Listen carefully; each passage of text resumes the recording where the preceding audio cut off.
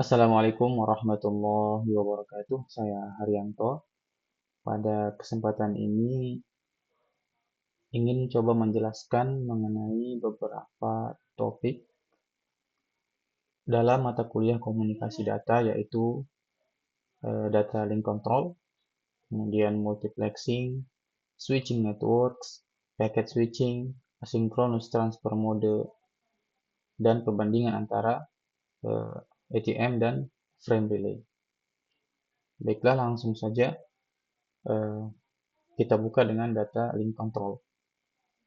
Data link control adalah komponen penting dalam komunikasi data, yang merupakan bagian dari lapisan data link dalam model OSI.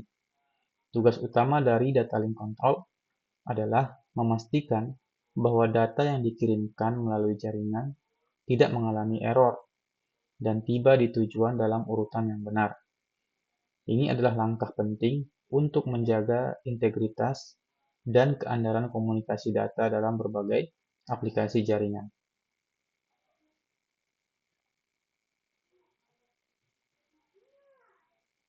Mari kita lihat lebih dalam mengenai komponen utama dan teknik yang digunakan dalam data link control.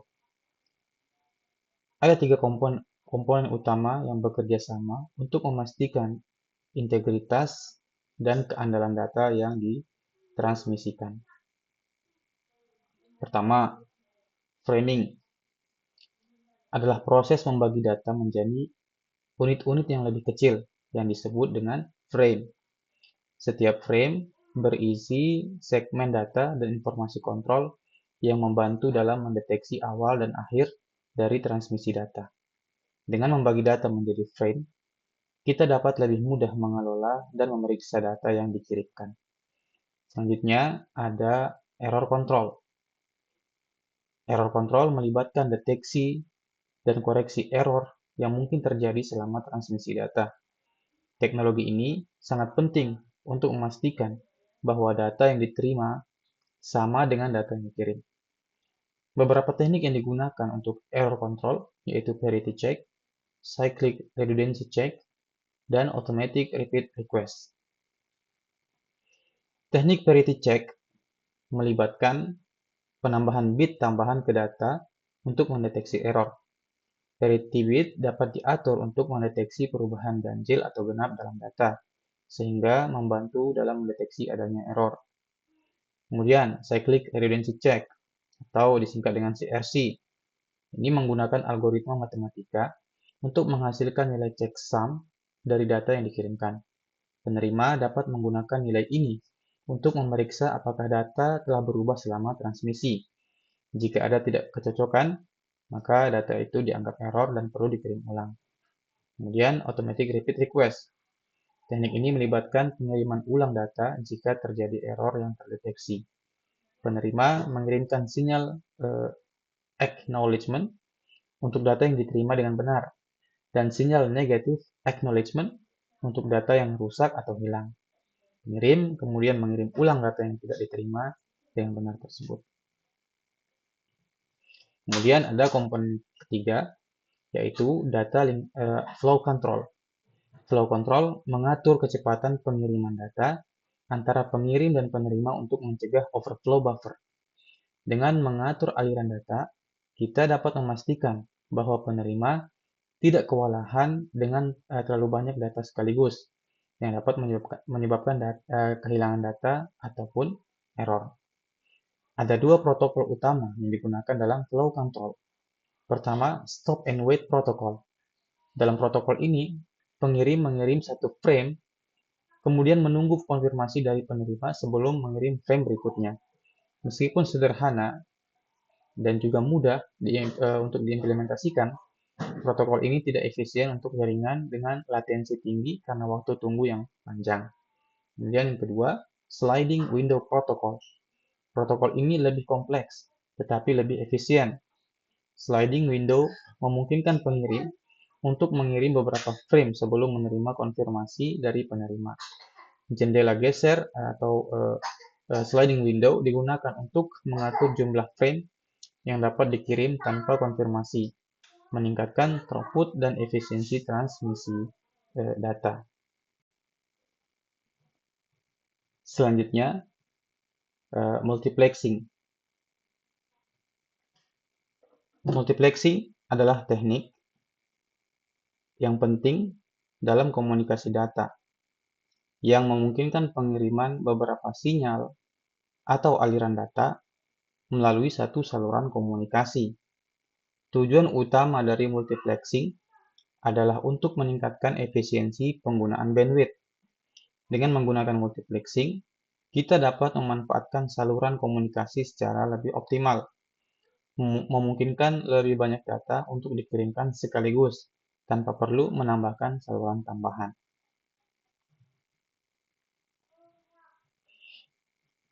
Jenis-jenis multiplexing yaitu yang pertama ada FDM atau Frequency Division Multiplexing. Sinyal-sinyal yang berbeda dikirimkan pada frekuensi yang berbeda dalam satu saluran. Mirip dengan bagaimana stasiun radio bekerja, di mana setiap stasiun memiliki frekuensi yang berbeda-beda. Yang kedua, TDM atau Time Division Multiplexing, membagi waktu menjadi slot-slot yang berbeda dan memberikan setiap sinyal itu slot waktu tertentu secara bergiliran dalam satu saluran. Dengan cara ini, sinyal-sinyal yang berbeda dapat berbagi saluran yang sama tanpa mengganggu satu sama lain. Yang ketiga, WDM atau Wavelength Division Multiplexing digunakan dalam komunikasi optik, di mana sinyal-sinyal yang berbeda dikirimkan pada panjang gelombang cahaya yang berbeda melalui satu serat optik. Ini memungkinkan transmisi data yang sangat tinggi dengan efisien yang luar biasa.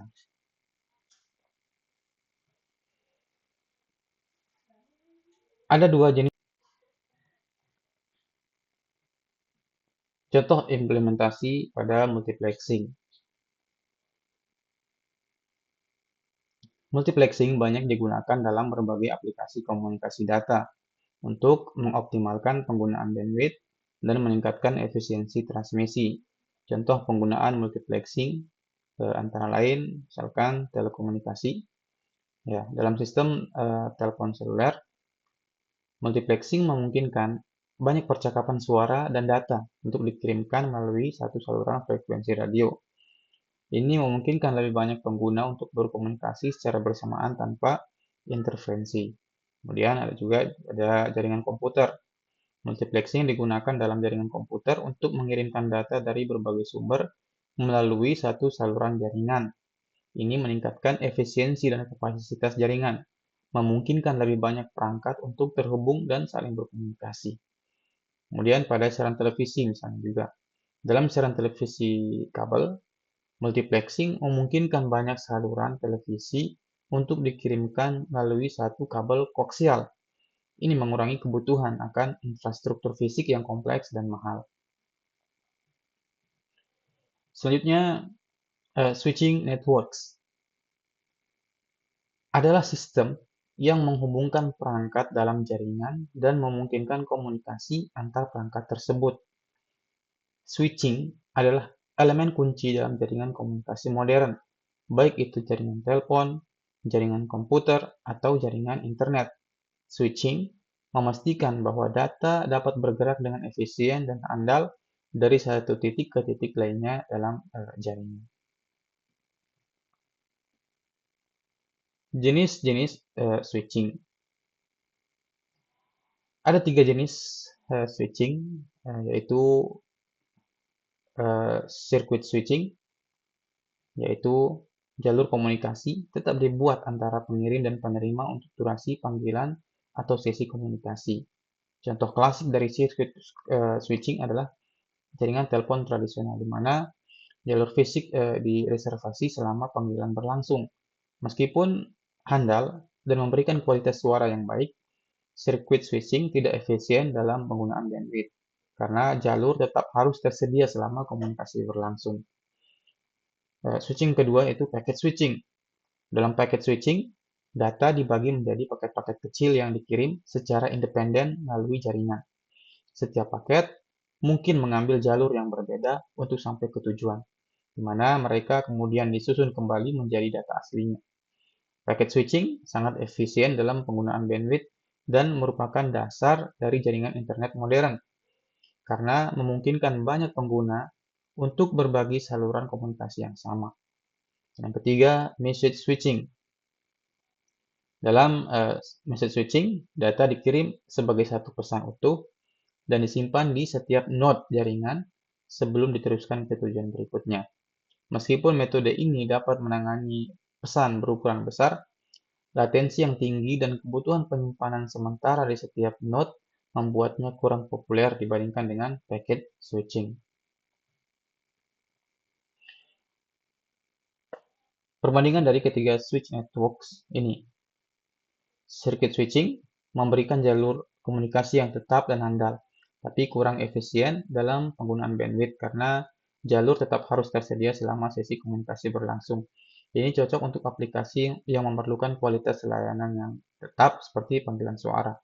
Kemudian packet switching lebih fleksibel dan efisien dalam penggunaan bandwidth. Setiap paket data dapat mengambil jalur yang berbeda melalui jaringan, memungkinkan penggunaan jalur yang lebih optimal dan toleransi terhadap kegagalan jaringan. Ini adalah metode yang digunakan oleh internet untuk mengirimkan data secara cepat dan efisien. Adapun message switching memungkinkan pengiriman pesan berukuran besar, tapi memerlukan penyimpanan sementara di setiap node jaringan yang dapat menyebabkan latensi yang tinggi. Ini kurang efisien untuk aplikasi real time, tapi dapat digunakan dalam situasi di mana latensi tidak menjadi masalah. Contoh implementasinya, switching networks digunakan dalam berbagai aplikasi komunikasi modern untuk memastikan jalur komunikasi yang efisien yang andal. Misalkan dalam telekomunikasi, jaringan telepon tradisional menggunakan circuit switching untuk menyediakan jalur komunikasi tetap selama panggilan berlangsung dan memberikan kualitas suara yang stabil. Kemudian pada jaringan komputer, packet switching adalah dasar dari jaringan komputer modern, termasuk internet. Ini memungkinkan data dari berbagai sumber untuk dikirim secara efisien melalui saluran yang sama. Kemudian dalam internet, packet switching memungkinkan internet untuk mengirimkan data dengan cepat dan efisien, memungkinkan aplikasi seperti browsing web, streaming video, dan komunikasi VoIP. Kemudian data center. Dalam data center, dia menggunakan switching networks untuk menghubungkan ribuan server dan perangkat-perangkat penyimpanan yang memungkinkan pengiriman data yang cepat dan handal di dalam lingkungan yang padat. Selanjutnya, kita beralih ke packet switching. Packet switching adalah teknik penting dalam komunikasi data yang memungkinkan data dibagi menjadi paket-paket kecil untuk ditransmisikan melalui jaringan. Teknik ini menawarkan efisiensi bandwidth yang tinggi dan ketahanan terhadap kegagalan jaringan, menjadikannya dasar dari jaringan internet modern. Packet switching memastikan bahwa data dapat bergerak dengan cepat dan handal dari satu titik ke titik lainnya dalam jaringan. Cara kerja packet switching yaitu dengan cara membagi data menjadi paket-paket kecil. Setiap paket-paket ini berisi segmen data serta informasi kontrol seperti alamat tujuan dan nomor urut. Paket-paket ini kemudian dikirimkan secara independen melalui jaringan dan mungkin mengambil jalur yang berbeda untuk sampai ke tujuan. Setelah tiba di tujuan, paket-paket ini disusun kembali menjadi data aslinya. Keuntungan utama dari packet switching adalah efisiensi dalam penggunaan bandwidth, karena paket-paket dapat berbagi jalur yang sama, lebih banyak data dapat dikirimkan melalui jaringan secara bersamaan. Selain itu, packet switching memiliki ketahanan yang tinggi terhadap kegagalan jaringan, karena paket dapat dialihkan melalui jalur alternatif jika terjadi gangguan-gangguan. Keunggulannya yaitu efisiensi bandwidth yang tinggi, kemudian ketahanan terhadap kegagalan jaringan, dan kemampuan untuk memanfaatkan jalur alternatif jika terjadi masalah. Contoh implementasi, misal pada internet, packet switching adalah dasar dari internet. Data yang dikirimkan melalui internet, seperti email, halaman web, file, semuanya dibagi menjadi paket-paket kecil yang ditransmisikan secara independen. Kemudian pada VoIP, atau Voice over Internet Protocol, Layanan telepon berbasis internet seperti Skype, Zoom, ini menggunakan paket switching untuk mengirimkan suara dan video sebagai paket data. Ini memungkinkan komunikasi suara dan video berkualitas tinggi melalui jaringan internet. Kemudian ada streaming video. Layanan streaming video seperti YouTube, Netflix, ini menggunakan paket switching untuk mengirimkan konten video secara efisien. Video dibagi menjadi paket-paket data yang dikirimkan melalui jaringan, kemudian disusun kembali oleh perangkat pengguna. Kemudian pada jaringan komputer, di dalam jaringan komputer, paket switching digunakan untuk mengirimkan data antar perangkat, server, dan data center. Ini memastikan data dapat bergerak dengan cepat dan efisien dalam jaringan. Selanjutnya, kita beralih ke Asynchronous Transfer Mode atau disingkat dengan ATM.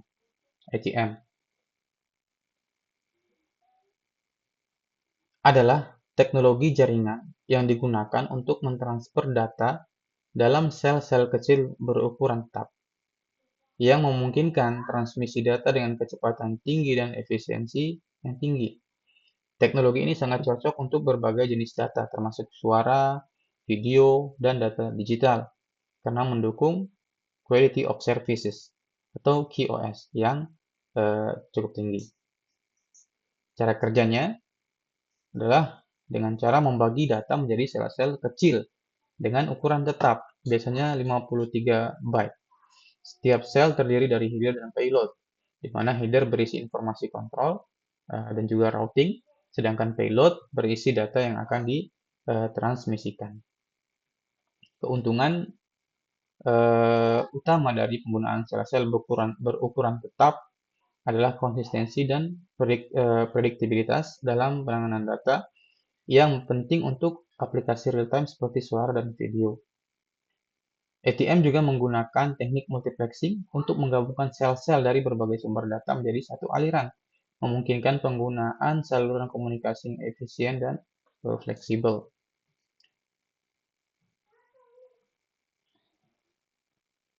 Ada dua lapisan utama, yaitu ATM Adaptation Layer, menangani data dari lapisan di atasnya, dan ATM Layer bertanggung jawab untuk routing dan switching cell. ATM menggunakan switch khusus yang disebut ATM switches. Contoh penggunaan ATM. Pada telekomunikasi, ATM digunakan dalam jaringan telekomunikasi untuk mengirimkan suara, video, dan data dengan kualitas tinggi. Ini memungkinkan operator telekomunikasi untuk menyediakan layanan yang handal dan berkualitas kepada para pelanggan.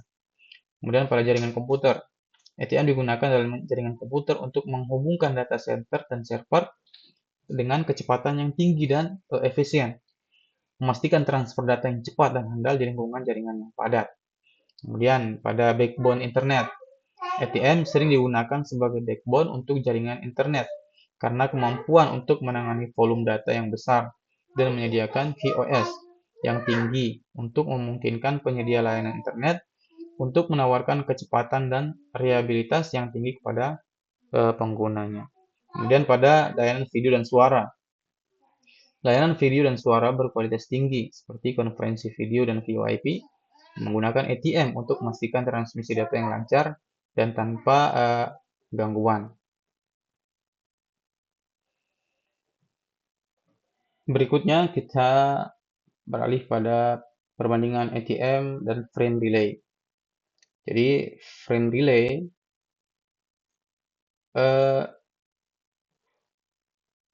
adalah teknologi WAN yang mentransmisikan data dalam frame-frame besar.